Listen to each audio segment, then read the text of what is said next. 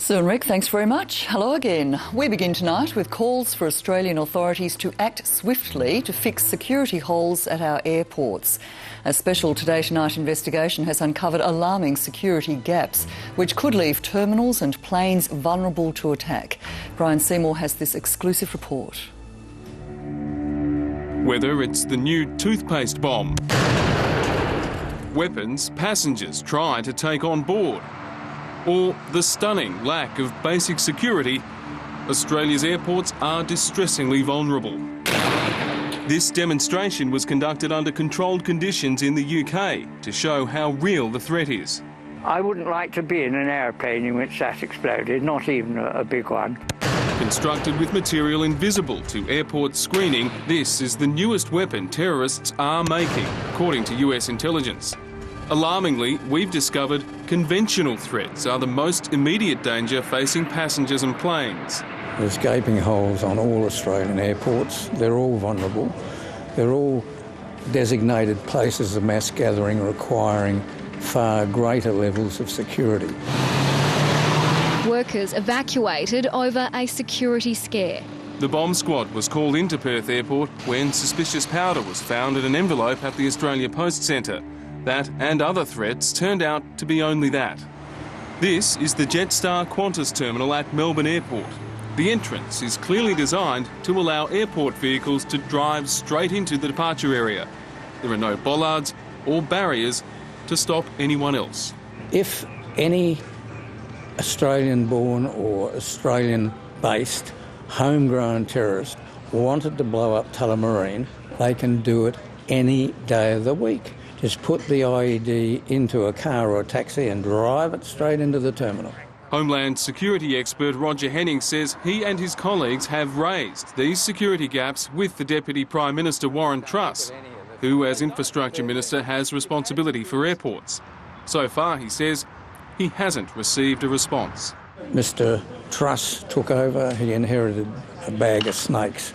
He inherited all sorts of things that had not been addressed by the previous governments. Well, this would be laughable if it wasn't so serious. Federal Independent Senator Nick Xenophon has long argued our major airports are effectively sitting ducks. It's almost an invitation for people with evil intent to cause harm to Australians.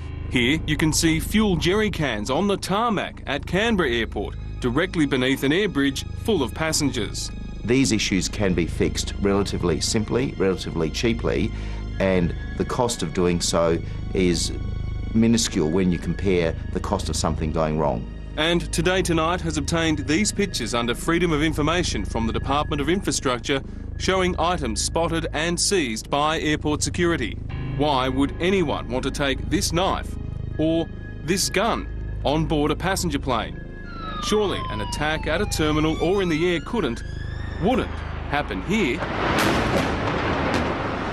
Even here at Australia's busiest airport, the only thing barring an extremist from gaining access to the runways for Sydney's domestic and international terminals is this rusty chain and this wire fence, even though there's a relatively cheap and effective solution available. Here at Perth Airport, it's a similar story. The wire fence and chain lock the only protection against a car, a truck and whatever they're carrying. What could stop it? A moat, a concrete barrier, or best of all, a trench filled with gravel, because even a truck will stop in that, it'll sink in it, it'll stop it dead. A Brisbane woman showed just 2 weeks ago how easy it is. She drove straight through the wire fence. It took security teams more than 5 minutes to detain her. Brisbane is now upgrading its 14 kilometres of perimeter fencing at a cost of $4 million. Our airports are a sitting duck for terrorism and criminal activity. Perhaps those most at risk are the ones who most often go to our airports, the employees. National Secretary of the Transport Workers Union, Tony Sheldon, has 51,000 members working at airports. He says many private, contracted security staff are wandering free without any checks. They're requiring no one to be going onto the airport into secure areas, airside areas, unless they actually have a security check by ASIO and the Federal Police. Other countries do it, and this government has failed to act as previous governments have failed to act. Another recent and shocking security breach came in February when convicted terrorist Khaled Sharoof used his brother's passport to slip past Sydney airport security and go to fight in Syria, despite being on watch lists and under 24-hour surveillance. This is something that must be fixed as a matter of urgency. If this isn't fixed by the time Parliament gets back in late August, then I'll be pushing for an urgent Senate inquiry into airport security. Hopefully these security holes will be closed, and not a moment too soon. Until the Australian public decides that this is ridiculous, that there isn't any reason for these gaping holes to exist, nothing will happen.